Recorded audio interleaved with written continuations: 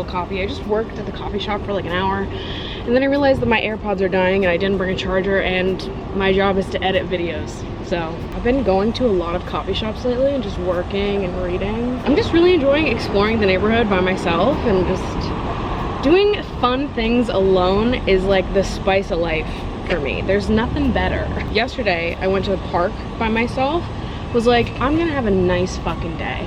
I'm gonna go get a nice sandwich from a new place, start my new book, because I just finished Daring Greatly by Brene Brown, which I'll talk about later because I have so much to fucking say about that book. I just bought a new blanket. I was gonna lay there and I was gonna read attached. I was gonna have a great fucking day. And then a man ruined it all. So I sit down, just start reading my book, and a man comes up to me and he's like, oh, can I sit here? And I was like, no. In typical man fashion, what does he do? Sit down anyways. Yep. He sits down anyways and starts talking to me, and he's like, oh, like, I see you over here reading. Like, you just look so different. Like, all these other bitches I know just be on their phones doing social media. I'm like, I really hate to break this to you, dude, but I am other bitches.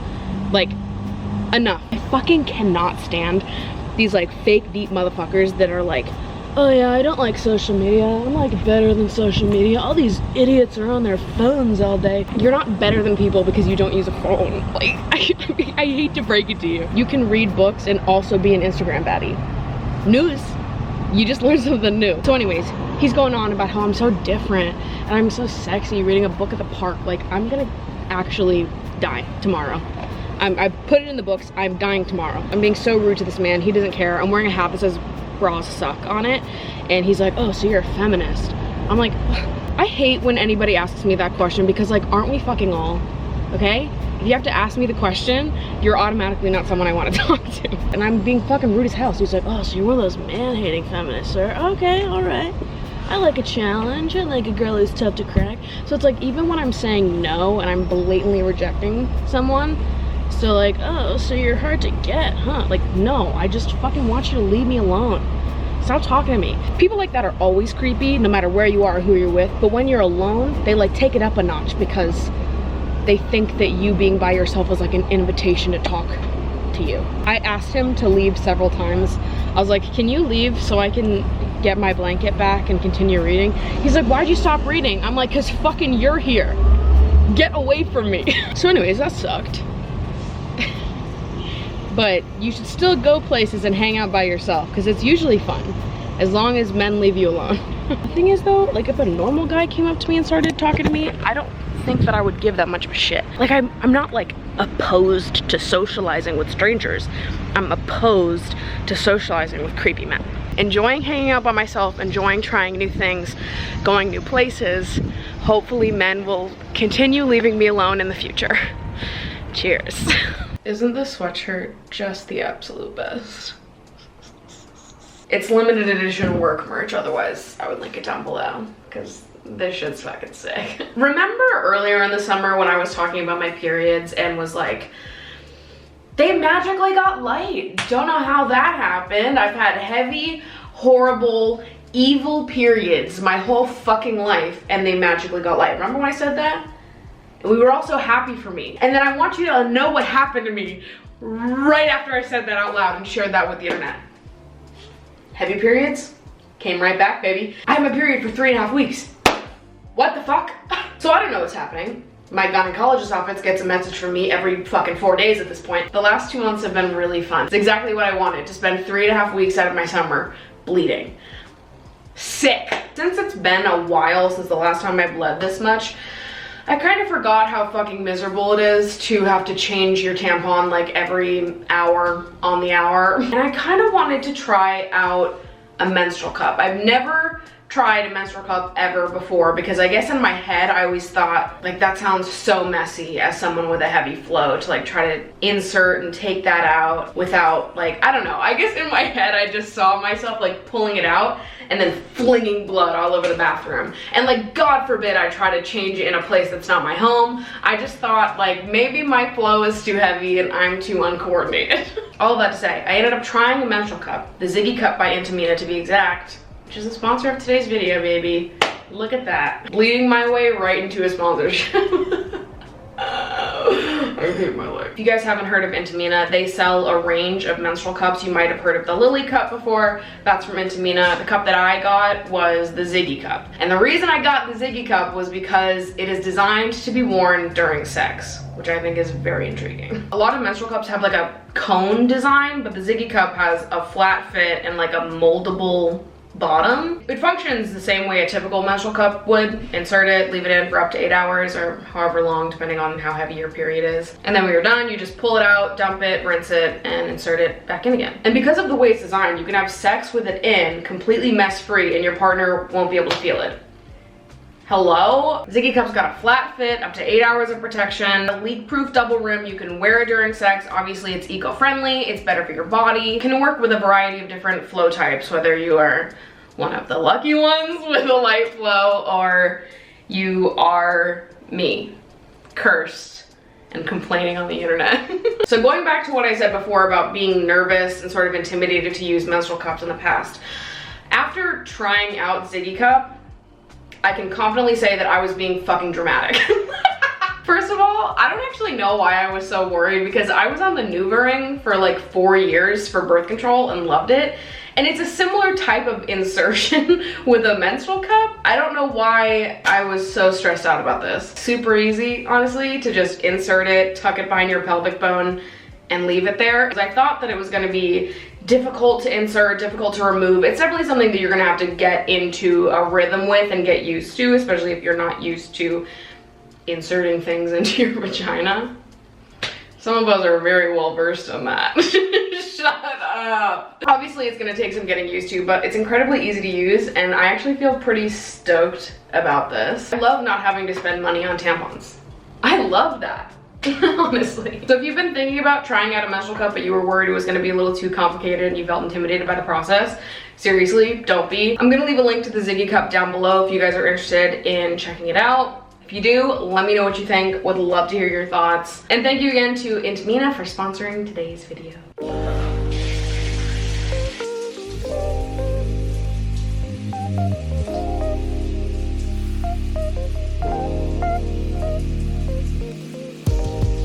I love how much you love sitting in the bath after I shower goo. It's very, very cute. Alright, I'm doing a little face mask and I'm gonna order poke because, to be honest, I was having a good day until I started getting mean to myself. And now I need some self-care. Oh God. You know, being a creative person is hard sometimes. When something that I create doesn't do as well as I want it to, my brain takes it as like a personal offense. Which sucks and really makes no sense, I know, because like that's part of creating, right? Like not everything is gonna be a hit. There's gonna be ups and downs. Not everyone is gonna love everything that you make. I wish they did.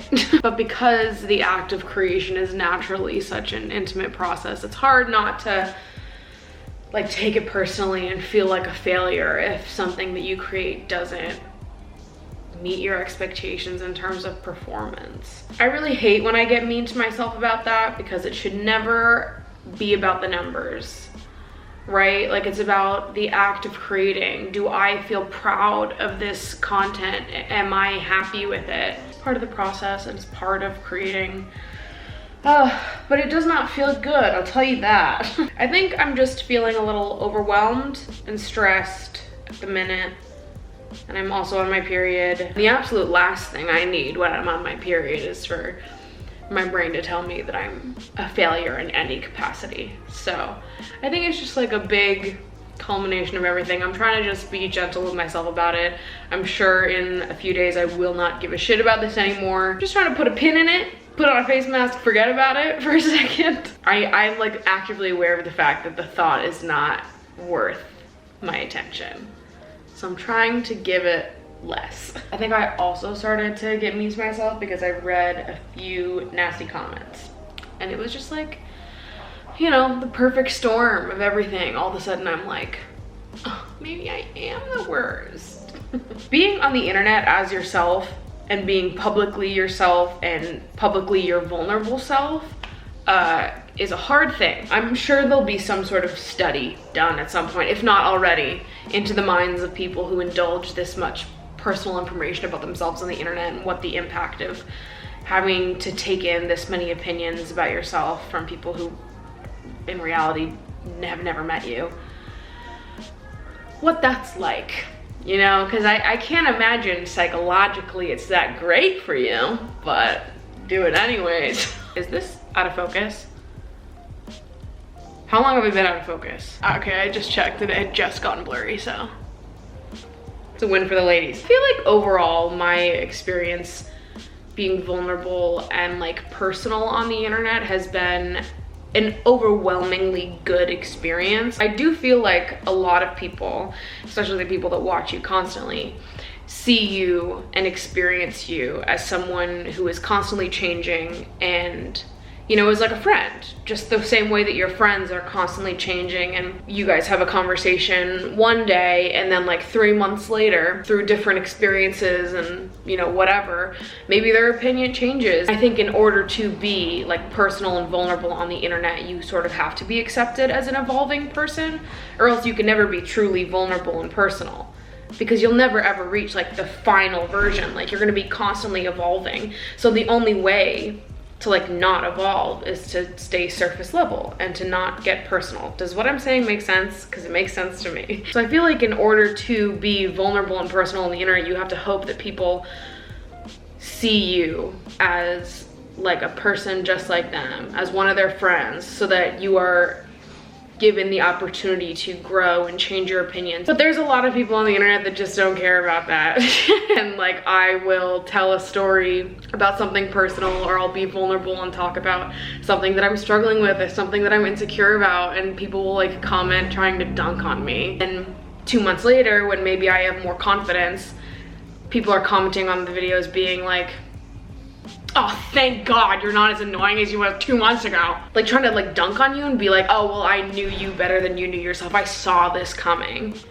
When it's like, am I not allowed to like be a person and like grow and change my opinions and like learn? It's like, imagine if you were on public transportation talking to your friend about like some realization you had in your relationship or a friendship or something, some sort of emotional moment that you've had recently, and some stranger sitting next to you that you've never met before looks at you and goes, oh yeah, you idiot, I learned that way before you did. I already knew that. You're dumb. You're way dumb for not having that realization sooner. Like, I know that for forever ago. And that happens every time you talk about something vulnerable. That's what that's like. It's just a little annoying when people like talk down to you like that and like play holier than thou and whatever. That's not the majority of my experiences on the internet, but it is fucking annoying when it happens. And today there was just a perfect storm of everything happening at once, and I got mean to my brain. So we're doing a little self-care. I need to order some poke. I'm hungry.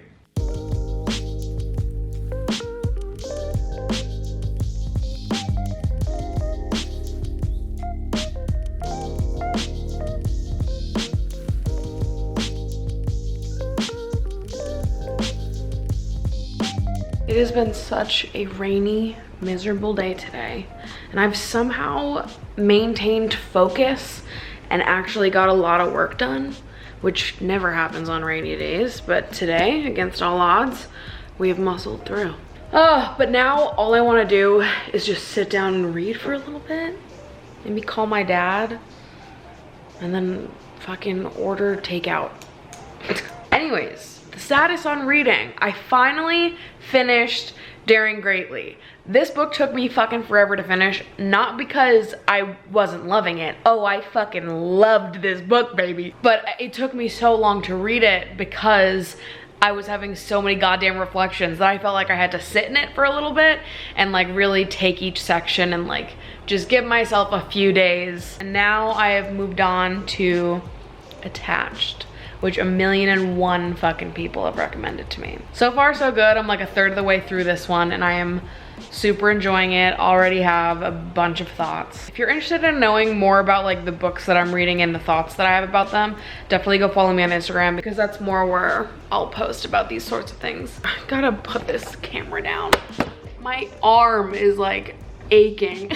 I really fucking loved Daring Greatly because it, one, validated a lot of the things that I already felt or was doing. If you have no idea what this book is about, it is about how the courage to be vulnerable transforms the way we live, love, parent, and lead. Basically a big old book about being vulnerable and about putting yourself out there and like unpacking your shame, doing the internal work and the internal healing, and like getting out there and getting into it. I felt like so much of it, like just reading about what it means to be vulnerable and what like being courageous and being vulnerable looks like. I was reading a lot of it and was like, oh, I feel like I do this. That's great. I feel like I'd be doing this shit. Oh, what a great discovery. Sometimes I feel like people steer away from reading books like this because they're like, yeah, I know what it means to be vulnerable. But it's like, first of all, shut the fuck up. I really just can't stand it when people act like they have learned all there is to learn. I've healed 100% and I will never need to learn another thing ever again. And I'm just better than all of you. I fucking cannot stand people like that. So if you think that you don't need to read this book for whatever fucking reason, I'm gonna challenge you to maybe read it because it's a damn good book. As someone who, like, I see myself as being a particularly vulnerable and courageous person when I want to be, and this book challenged me to reflect on how I can be courageous and vulnerable in the situations and moments where I don't want to be. I think that I am someone who finds it pretty easy to be vulnerable and be courageous in a lot of ways, but not all of them. And I feel like that's probably how most people are. It takes a certain amount of bravery to just show up as yourself, as you are right now in this moment. Let yourself be seen and consumed by other people and let them interpret you and who you are at your core however the fuck they want. It takes a certain amount of bravery to be able to do that. And I think that I, in a lot of ways, have made myself particularly vulnerable on the internet because of how personal my content is. Obviously, creating and being on YouTube is an area of my life where I feel particularly brave. I think that being vulnerable with like my body image journey and sharing that with people, knowing that I was gonna get an influx of people absolutely shitting on my body, that took bravery to like be honest about my journey and my experiences, knowing the backlash that I'm gonna get, but doing it anyways because it matters to me and it's important to me and I feel like I have something to say and I want to connect with people about it. It takes bravery, it takes courage, it takes vulnerability, and I think that that's an aspect, an area of my life where I do it well. That being said, there are other areas of my life where I wish that I was more courageous, and I want to push myself and my boundaries a lot more and like put myself in more situations that maybe make my stomach turn a little bit, but like just fucking doing it anyways. This book just made me reflect on the areas of my life where I could be more courageous and how I could do it, why I should do it, and it was great. I'm gonna do some reading, do some journaling, call my dad, eat good food, and I'll see you guys tomorrow, probably, because I don't think I'm gonna film anymore tonight. Oh my god, how am I gonna reach the camera with Mango on my lap? Don't leave, don't leave. We just gotta get the camera. So, I did a little mini try on of this on my Instagram, but I wanted to also do it on here because I am truly fucking stoked on these pants and I just need you to see the difference. Literally ever since I got a pair of the big butt press trousers, they have become my absolute favorite pant. And recently they redid their sizing to be more reflective of typical plus sizes. With their old sizing, I always had to buy a size larger than I typically am. So I'm a size 16, which is a 1X, but in big bud press sizing, I was always a 2X, but they've recently redone their sizing and they're slowly implementing it across a lot of their different styles, but right now I'm pretty sure it's just the trousers. Not only is the new sizing reflective of typical plus sizes, but they also just fit a little differently in general, and now they offer 2 separate lengths. So if you're a short person like me, they now have petite lengths in the trouser pants, which is amazing. All right, so this is a pair in the old sizing, and as you can see, a bit just stepping all over them. They're super long on me. They fit great. This was my favorite pair of pants even before the change in sizing, but this is what we're working with. Now we have the new sizing in the regular length. So as you can probably tell, even the new regular length is a bit shorter than their old sizing, because I can wear these. I'm 5'3" for reference. I can wear these and they do not drag on the floor. I don't have to roll them up. They definitely are a little long on me because they touch the tops of my feet, so they would touch the tops of my shoes, but I'm not bothered by this. I would not roll them up. I think the general fit of the new sizing just looks better. And they're a lot comfier too. I feel like especially around like my stomach area, where like my stomach meets my thighs, a little bit roomier, breezier. It feels like just nicer. It feels a lot more comfortable to me. All right, and these are the petite length. This is a perfect goddamn length on me. I love these pants. The big butt press trousers are the best pant, period. I'm 5'3". I think the petite length is perfect, but I wasn't mad about the regular length. I'd probably say, not that I know fucking anything about anything, I would say if you're like 5'5" and up, definitely get regular. If you're between like 5'2" and 5'4", you can probably get away with either. And then 5'2" below, get petite. They're so fucking cute. I have these pants in 5 colors right now, and I am going to keep buying more. I think I'm just gonna go get some sushi and be sexy and enjoy my goddamn weekend. And I hope you guys do too. Mwah! I love you guys so much. Thank you for watching, and I'll see you in the next video. Let me know if you want me to do more vlogs. We can have a nice little fall moment together, do some more lifestyle content. I don't know. You guys let me know what you want to see. I love you. I'll see you later.